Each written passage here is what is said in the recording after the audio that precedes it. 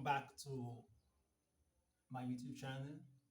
I'm Trust Digu, and this is a YouTube channel that is dedicated to health-related topic. It's not to give us core medical definitions of terms or procedures of things, but just to educate us so that we know more about some medical things that we should know about, because these things, whether we like it or not, is affecting our lives so that we can know how to make good decisions in our life. Now, you're welcome back to my channel. If you're new, please, and you like our content, do well to subscribe. And also, if you find this topic, today we'll be discussing the part two of sickle cell disease. We started last week. If you missed the last topic, please look at the description there. You see a link you can click, and you'll have a full clip of what we discussed last about sickle cell. That will help you to understand what we'll be discussing today as we go to the part two of sickle cell disease and everything we should know about it. Please, if you're new, once again, subscribe and also encourage us in our comment section. Now, with that being said, let's go to business of the day.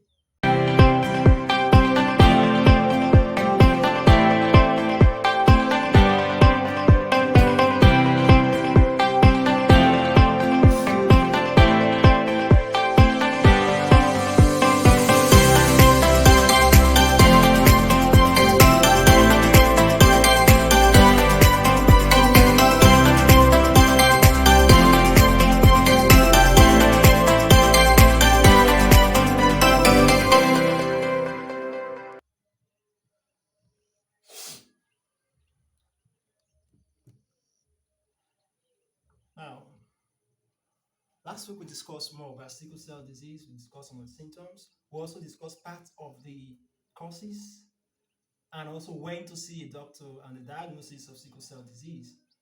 Now, today we'll be also discussing more about sickle cell disease. Now, let's have a recap of sickle cell disease. Now, what is sickle cell disease? Sickle cell disease is a group of inherited red blood cells that are not healthy. Now, the healthy red blood cells are round and or oval in shape, and they move freely in blood vessels. But a sickle cell is not round or oval in shape. Rather, it has a seal-shaped farm tool that is known as a sickle. It appears in that format, or we can say crescent shape. That's how it appears, and it does not move freely on the red blood cells. It does not move freely on the blood vessels, and that is how sickle cell appears in our blood vessels. And because of the sickle nature of the blood vessels, it has various complications, and we're going to discuss more about that. If you want to get a clue of everything we discussed before now to better educate you about what we're discussing today, you can also go back to the description there. You have a link there. You click and watch the previous video, and you see everything we discussed last week. Now, let's go. Today we'll be discussing, first of all, we're discussing the types of sickle cell disease. Now, we have the first type of sickle cell disease we're discussing is the hemoglobin SS sickle cell disease. Now, in this, people with this form of sickle cell disease usually have sickle cell gene S, both from both parents. So it means that a parent passed on a sickle cell S, and another parents pass on sickle cell S to their offsprings, and this is a very and this is commonly called sickle cell anemia, and is usually the most severe form of sickle cell disease. Now, what I'm talking about is that when a man is already has a sickle cell gene, and the wife has the sickle cell gene, when they meet together, they give birth to a child that is a sickle cell anemic child, and that child carries the both gene from the parents, and this is the common or the usual form of sickle cell disease when we make mention of sickle cell disease. And another form of sickle cell disease that we also are going to discuss is the sickle cell hemoglobin SC. Now, in this case, the sickle cell, that's both parents now, the father and the mother, or the husband and the wife, one carries the sickle cell gene S, and another one carries an abnormal form of the normal hemoglobin called C. So when they meet, they can pass the sickle cell trait or disease to their child, and this is known as what? The SC, sickle cell hemoglobin deformity. And now in this form, what usually happens is this, is that it's not as if it has two types. Now, when we say the sickle cell, we already know how the sickle cell looks. The other one, the sickle cell, that's the C. Now, the C also contains what is known as, it allows hemoglobin beta thalassemia to come in. And this is an abnormal form of normal hemoglobin that should be there. So it's not also normal.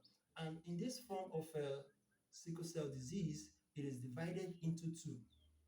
Now, people who inherit this form of a sickle cell disease, they may have two types, which is one as well. One is the beta thalassemia O. We use that in English. Another one is the beta thalassemia A.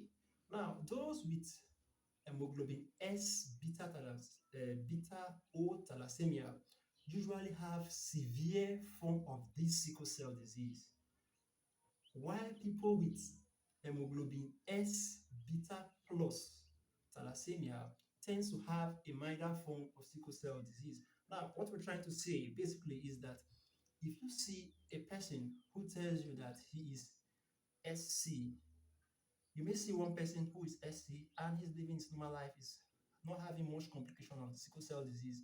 And at the same time, you may see another person who is SC and is having a severe complication of that sickle cell disease. And this is because there are two types. One we just mentioned carries the O sign, while the other one carries the plus sign. We don't need to know much about the medical details about it. It's just to know that there are two types under this sickle cell SC. And this is another form of sickle cell disease. Now, we also have other few rare types of sickle cell disease. They are not very, very common. And we have the hemoglobin SD. We also have, we also have the hemoglobin SE, and we also have the hemoglobin SO. Now, in each form of this real sickle cell disease, you find out that one of the parents or one of the parties has or have the sickle cell gene S, and while the other party have the abnormal form of the hemoglobin, is either in D, E, or O. So when they meet, they can either form a sickle cell disease known as hemoglobin SD, hemoglobin SE, and hemoglobin SO. And these are not very common, but they also have their own various complications, and it differs from each other as they are also named differently, but they are not that common. Now, we've discussed about few sickle cell disease. Now, the next we want to discuss about is the hemoglobin or the sickle cell trait, which is normally known as hemoglobin AS.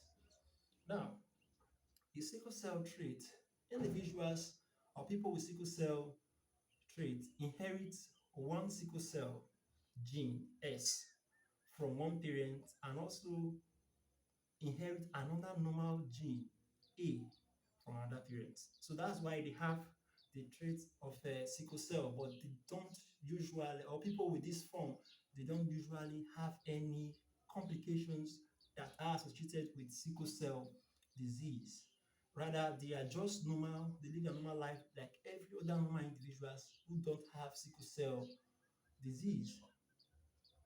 But they have the potential of always transmitting the sickle cell traits to their offsprings. And later on, not too long from now, we're going to discuss how to make life decisions or what we can do before we make lifelong decisions regarding sickle cell disease. We're going to discuss more about it.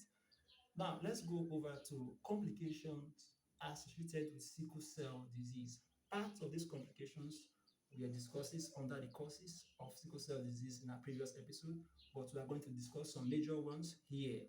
And now, as we discuss some of the complications, let's remember the basic form in which sickle cell affects our system.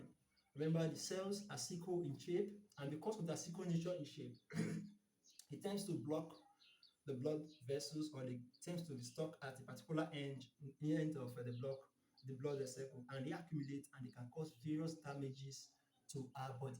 We want to discuss few of these various damages and where they can affect us in our body. The first one is stroke. Now, sickle cells can block the blood flows in areas of our brain. And our signs of stroke may include seizures, weakness, numbness, and also numbness of the hands and the legs, and also sudden speech difficulty and loss of what? Consciousness. All these may be signs that are associated with a person who is a sickle cell patient suffering from stroke. So if your child or if your close one have any of these signs and symptoms, you need to seek medical treatment immediately, not going to nearby first aid treatment. Go straight to see a physician who can help at that time, because these are not just minor complications, these are major complications that requires a very up-to-date intervention or a timely intervention so that the complications may not be more severe. Another complications that those who are sickle cell disease can also suffer from is pulmonary hypertension. Now, people with sickle cell anemia can develop high blood pressure in their lungs. This complication, no, this complication usually affect adults, and we see them displaying signs like shortness of breath and fatigue, and these are the common symptoms they usually experience. Now, take note, as we are discussing the complications of sickle cell disease, we don't want to get it wrong. These complications may also be associated with other medical conditions. So we don't just see a person having these complications we discuss here in sickle cell disease and we just conclude that the person is a sickle cell patient. No, they may also be associated, not may, they are also associated with other medical conditions. But if we know, especially parents who have children who are sickle cell patients, if we see these complications, what should come to our mind may be this, that these children are suffering because of this particular condition. And if we see, like this one we just discussed, pulmonary hypertension, we don't want to waste time about it. We want to seek immediate medical intervention by visiting a hospital, meeting with a physician there so that they can help at early, so that it may not lead to a more fatal occurrence. Another complication we are going to discuss is organ damage. Now, like we know the mechanism behind sickle cell disease, because of the sickle nature of the cells, it can get stuck, like we've said it time in, time out, and it can cause accumulation of the sickle cells there, causing blockage, and there's no free flow of the red blood cells that are containing rich oxygen and other substances that are supposed to help in various areas of the body. They can also damage various organs of our body, depending on where they get stuck. Like this one now, they can get stuck at a particular time, at a particular place, and it may affect damage nerves and organs, including organs like our kidneys, our liver, our spleen, and other parts of our body. And this can be very, very fatal. And also another complication, like we said, like this one we just said, is blindness. Now, if you recall in our previous episode, we discussed about how sickle cell can also affect the retina, which normally interprets the image we see and send the message to the brain, which create a clearer picture of what we're seeing. Now, they can block blood vessels that are leading to the eyes, and when this happens, sometimes it can damage the eyes, and sometimes it can lead to total blindness. Another complication we're going to discuss is leg ulcers, and we already know the reason behind that. The blockage also is also a reason. Sickle cell anemia can cause open sores on your legs. Another important complication we are going to discuss is gallstone. Sickle cell can also cause stone in our body. Now, just like when we take our normal foods, for example, if you take carbohydrates, if you recall back then in our biology, the I'll tell you that the end point or the breaking down of carbohydrate will give you what? Glucose. So it is in our blood system. The Normally what happens is that the red blood cells is being broken down to produce a substance called bilirubin, and this bilirubin is found in our body. Now, if organs or various nerves responsible for the breakdown of this substance, bilirubin, are damaged, there may be production of high level of bilirubin in our body, and this can also result to gallstone. Now, another complication we are going to discuss is pre prepism. And now, when we say prepism, what do we mean? This is a condition that is mostly found in male. It is found in male that are sickle cell patients. And what normally happens is that you see them having painful, long-lasting erection, and the sickle cell can block or it can get stuck in their blood vessels that are leading to the male genital organ, and this can also lead to impotence that can make a person to be impotent for a very, very long time or over time. So this is another complication of a sickle cell disease, and we'll also discuss another one, which is pregnancy complications. Now, sickle cell anemia can also increase the risk of high blood pressure, like we discussed before, and also blood clots during pregnancies. And this can increase the risk of miscarriage, also premature death, and also having low birth weight babies because of the sickle nature of the blood cells. uh, Oxygen-rich element and other blood-rich element are supposed to be supplied to various parts of the body may not, and we said blood clot, and this can also lead to miscarriage and other complications associated with a sickle cell disease. Now, what we'll be discussing in our previous episode, we discussed about the causes, went to see a doctor. Now we've discussed the various types of sickle cell disease, and we'll also discuss the sickle cell traits that a person may have it and may not display any symptoms. We'll also discuss a number of complications here. They are not limited to this, there are other complications because of time. We just want to summarize them into this that we have. Now, what is the prevention of sickle cell disease? Funny enough, the prevention is very simple. The prevention is very, very simple. Now, like we said, those who have sickle cell traits, it means that they know their sickle cell, they have a sickle cell trait, and they can pass this on to their next generation. If we adopt the culture of seeing genetic counselor before we conceive, this might help us to understand the risk of having children or a child with sickle cell anemia. And it can also explain possible treatments, preventive measures, and reproductive options to take. Now, personally, I want to come in this area. We are not going to tell you what to do or what not to do. Health issues or decisions are always personal when it comes to health issues. And physicians and all those who work with physicians always want to respect the decision of their clients. Now, but it's also important for us to know what we're getting into. For example, if you don't have sickle cell trait, and that means you are AA, you want to get married to an AA, you have 100% expectancy that every child you give birth to are not going to have the sickle cell trait or the sickle cell disease. Now, if you have a sickle cell trait and you are getting married to a person who does not have a sickle cell trait, that means the person you are AS, the person is AA.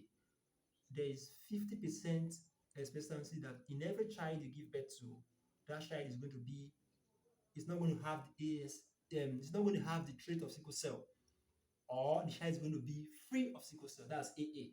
There's another 50% chance that the child is going to have the sickle cell disease and sickle cell trait, but it's not going to have sickle cell disease. And if you recall, like we just discussed now, that if you have sickle cell traits, you live your normal life, you don't feel any sign or symptom of sickle cell disease, you live like every normal person. But the only harm is that you can pass it potentially to your what? Your generations, that's your children. So it means that the person is safe. But if you have a sickle cell disease trait and you're getting married to somebody who has a sickle cell disease trait, what I mean is that if you are AS and you want to get married to another person who is AS, what happens is this, is that to every child you give birth to, there's 50% chance that child is going to be free of sickle cell disease. That means there's 50% expectancy that, each child you give birth to is going to be AA. There's 25% chances that each child you give birth to is going to have a sickle cell disease trait. And there's also a 25% chance that every child you give birth to is going to be sickle cell child. So you have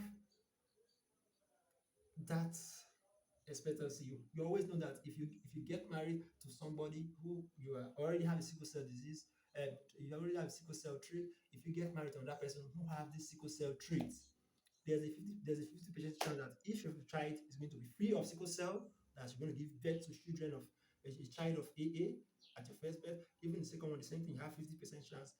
And there's also 25% chance that you're going to give birth to a child with sickle cell disease trait. And there's also a 25% chance that you are going to give birth to a child of sickle cell disease, who's going to suffer from sickle cell disease.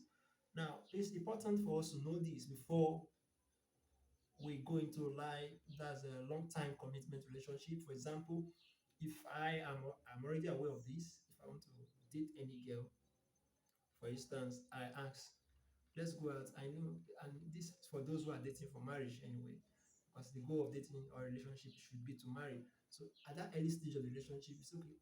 You already know, I already know I have sickle cell disease trait, but I'm not suffering from the disease. Sorry, I have the trait that's an AS. Now I want to get. I'm already in a relationship. At early stage of the relationship, it's advisable, if you don't want to get married to a sickle cell person, or a person with sickle cell trait, it's advisable you go to the lab or you go to the hospital, you run a simple test, genotype test. The genotype will tell you the person, if the person is AS, it's easier to let go of that person at that early stage than when you've already committed to a lifelong relationship that has seen 2 years, 3 years, and it's now the fourth year of marriage. Sometimes religious organizations are the ones who will ask us to go and do genotype. In this modern age, before we get to know our genotype, it's not supposed to be so. Our parents suffer from this because they didn't know of genotype, and they didn't know how to check for it, and they didn't have this awareness. We that are upcoming, or we that are learning today, before making this long-term relationship, we want to go into this basic investigation. Know your genotype, especially for those who don't want to get married to the same person who have sickle cell trait, like they do, so they don't give birth to sickle cell children. So if at that stage, it's very difficult. You see, most of them, they think of the things they've sacrificed in relationship, what they've been through, and how they've come together, and how they've already planned to get married together. They may want to forge ahead with whatever commitments that they are having at that particular time. But it is important for us to know what we're going into before making such decisions. We've seen people, or we've heard of people, we've also seen people that have sickle cell disease trait, and they're getting married to another person who have sickle cell disease trait, and they decide not to give birth to any child. They decide to adopt children and just have those children as their own. We've also seen people who also got married and they have children that are also suffering from sickle cell disease. So we want to know all these basic decisions. Now, there are two instances I want to give here, and I want to give the answers to these two instances. We've seen people who have sickle cell disease, that's children who suffer from sickle cell disease because their parents got married, and now they survive to adulthood, they want to get married now. We see that 99% of people who have suffered from sickle cell disease, they don't want to get married to people who have sickle cell trait or who have sickle cell disease. Why? Because they are living testimony of what you experience if you have sickle cell disease.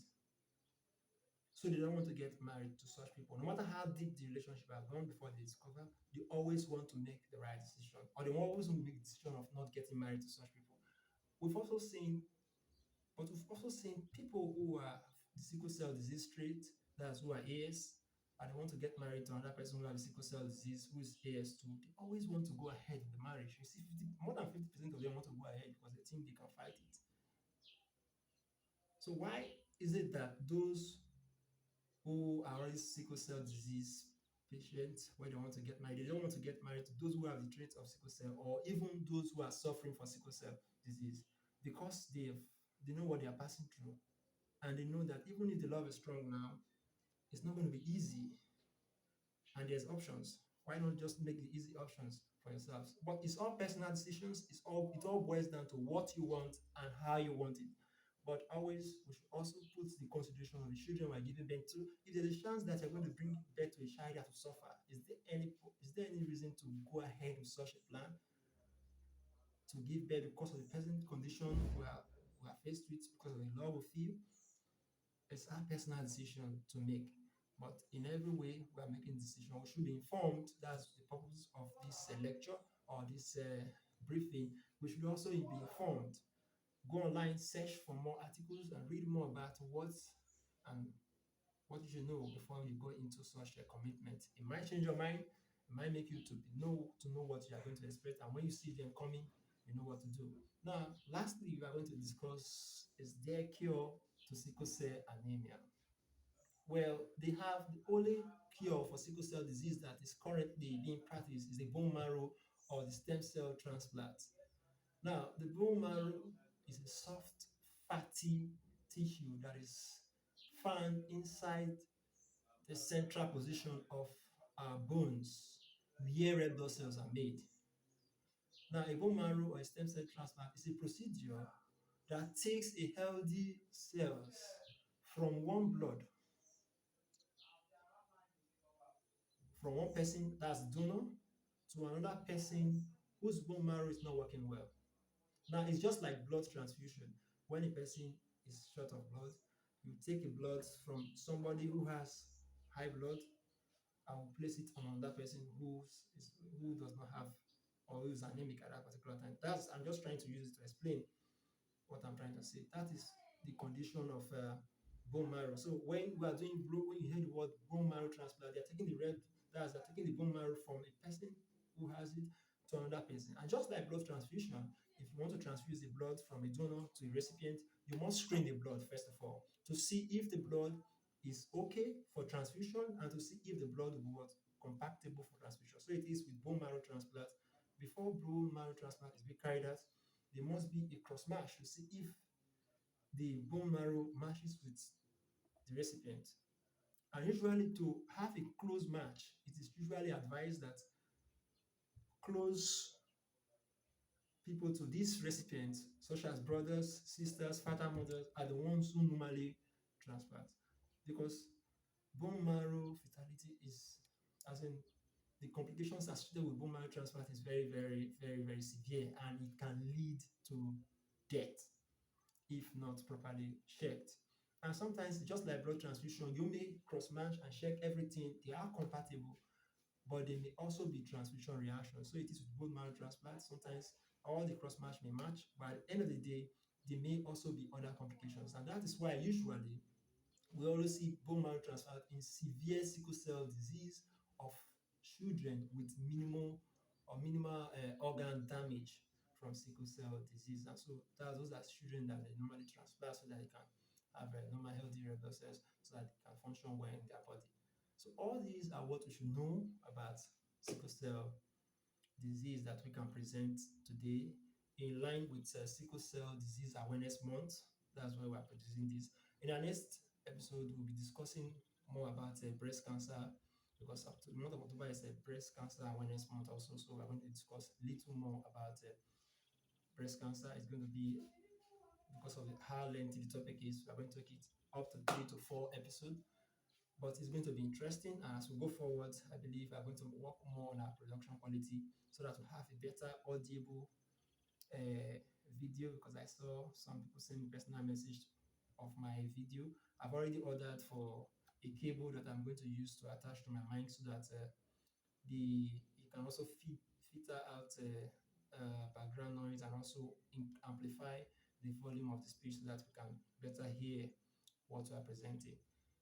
As time goes on, we're going to go to streetish. We're going to go out to get the public or the masses viewpoints about various topics we'll be discussing before we discuss them here. And as time goes on, we're going to bring out, if we move forward on this in the near future, our plan is to get a better studio for this and also have various specialists in various disciplines come in to address such issues so that we can get a better proper education about our health. And until I meet you next time again, don't forget to subscribe to my YouTube channel. The name of the YouTube channel still remains at the top bar. And also, if you missed our previous episodes, please go to the description. You see a link that links to our previous video. Please watch that video